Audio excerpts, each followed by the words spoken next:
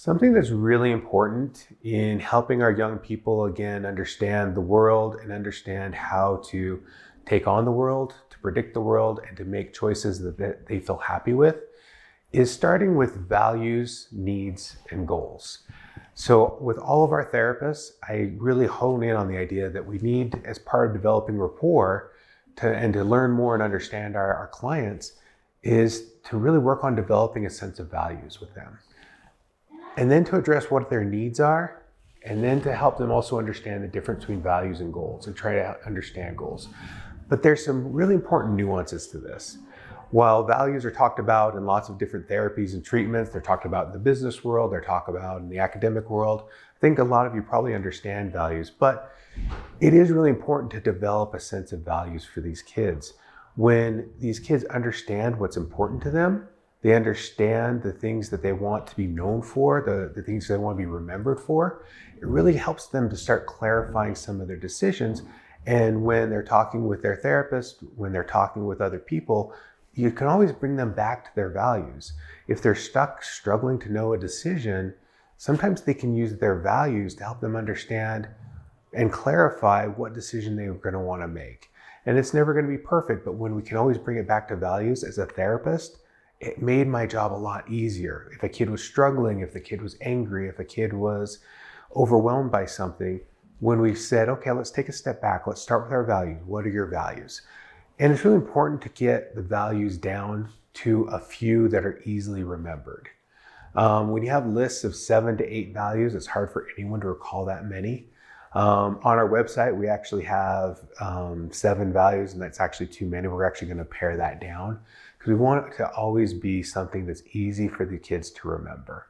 I had my daughter even do values, and so I have a pack of values cards, and we went over the values with them, and it was beautiful. Love was actually her top value, and that, as a father, was a beautiful thing for me to see and understand.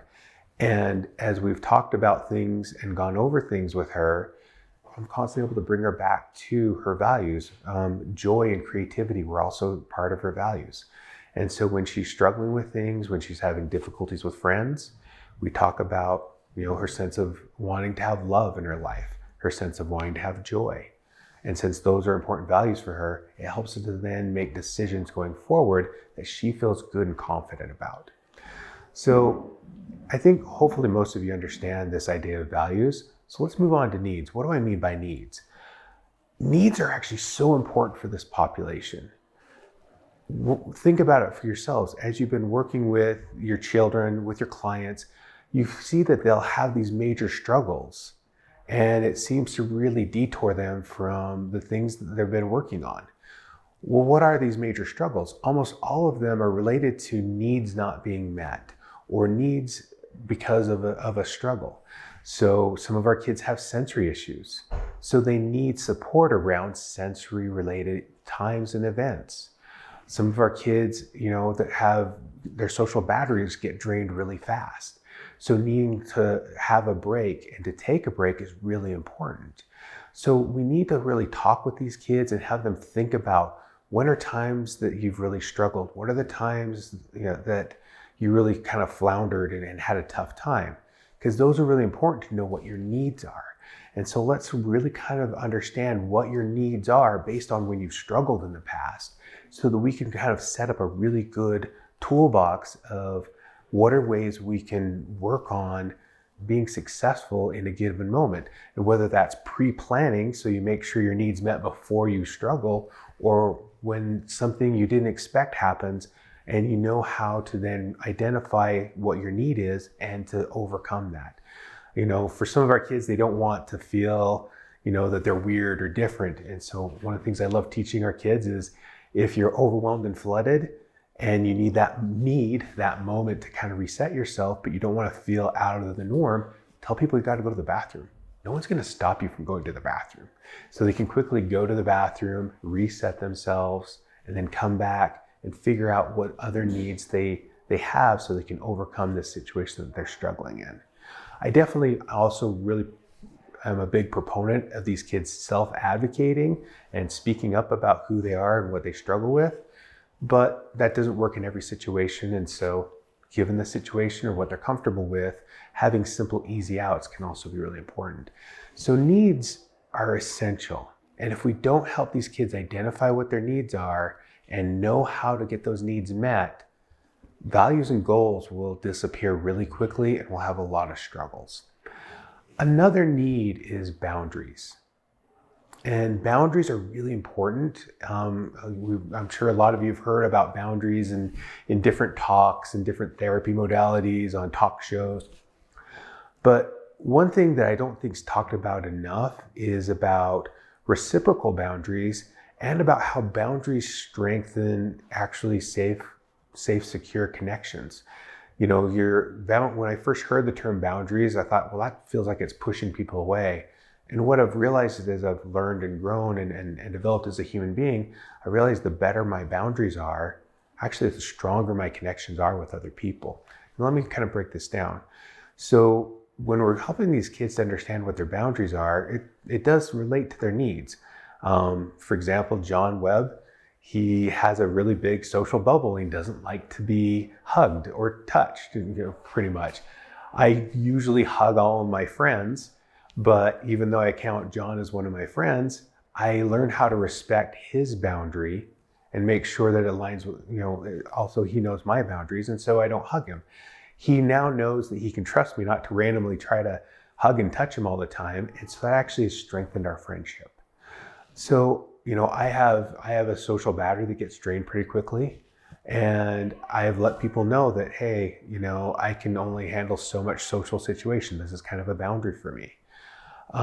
Based on my values of developing hope and kindness in the world, I've got a boundary of not letting my friends be talked to poorly, or people with disabilities like the autism community be talked about poorly. So that's a boundary for me. If someone's going to cross that boundary, I'm pretty quickly going to talk to them about that and address that, or leave the situation, because I don't like to be in that situation. I one time had a woman that I was talking to, and she said some pretty derogatory things about a friend of mine. And I was quick to point that out, that I didn't appreciate that, I didn't like that, and that was crossing a boundary for me. She was taken aback by this, because that was a fairly direct comment, and she hadn't really thought about it. But I also turned and said, I would do the same thing for you. I don't want, if we continue to be friends, I wouldn't want people to talk negatively about you. Interesting thing, she actually became a close friend, and one of the things she loved and always brought up was she knew that I was going to stand up for her if someone spoke poorly of her. So by having my own sense of boundaries, respecting her boundaries, it actually made this beautiful bridge of strength between us that made our connection stronger. Sometimes I like to use visual analogies. For me, it's a lot like Amsterdam or Venice. There's all these waterways going through, and you've got a lot of ropes and fences and walls that have been built so that people don't fall into the water. So there's all these boundaries. But there's also all these beautiful bridges that are safe connections between the places, so you can go from place to place. So if you kind of imagine yourself, you want to have all these good, safe boundaries protecting you from falling in the water, and then respect the boundaries other people have, and know that there's all these beautiful, safe bridges that form because of that. And that helps you to have better, healthier communication. This is essential for our kids to understand. Part of their needs is having their own sense of boundaries and respecting other people's boundaries. And then to know that that actually makes the relationship stronger. A lot of these kids don't understand that. A lot of these kids assume, well, someone taught me what my boundaries are, and they don't appreciate that that can actually make relationships stronger, especially if they have respect for other people's boundaries. So those are really important needs to kind of go over. And then the next step is goals. I'm sure a lot of you had discussions about goals. Goals are wonderful and great, but there's a really important nuance that I find kids with autism really struggle with. And it's the difference between rigid expectations that are very judgmental and open, fluid, adaptive, curious goals. These are really different things. If you think about judgment, it is very refined. It doesn't allow you to grow. So when you have an expectation, there's normally a lot of self-judgment involved in an expectation. And if you don't meet that expectation, you struggle to find joy. And normally, also, if you do meet that expectation, you're setting the next expectation. And so you're constantly chasing after this expectation, one expectation after the other, never feeling fulfilled and not finding joy. I had a good friend that always would point out to me that I'd always say, oh, I'm going to be so happy when this happens. And he'd turn to me and look at me, well, why can't you be happy now? And why does this event, change whether you're going to be happy or not? Why does your sense of joy have to be affected by this expectation? And I really took that to heart, and it was such a beautiful learning experience for me. And while this is true of all of us, it's definitely true in the autism population. They have a lot of black and white thinking and rigidity, so it's really easy for a goal to become a rigid, self-judgmental expectation that they beat themselves up for and are really harsh with themselves about. But understanding that curiosity, that having an adaptive, growing goal is really important, that you're always looking forward, that you can still find joy in the moment even though you haven't achieved the goal. You can still be driven towards the goal. And if you find that you're out of alignment with a goal, maybe that's some corrections you need to make in yourself, or maybe the goal wasn't the right goal. So maybe you need to realign the goal to what's appropriate for the moment. And when you don't have rigid expectations, it allows for that realignment no matter where you're going. So having healthy goals is really important, and they have to be really separated from judgmental expectations that really push down your self-confidence. And a part of that is having short-term goals, moderate goals, and long-term goals. So what's your goal for the day? What's your goal for the week? What's your long-term goal as you're here at this program? What's your long-term goal for, as you're growing up with your family? These are all really important. How can we have healthy, attainable goals that also allow for us to still find happiness and joy in our lives?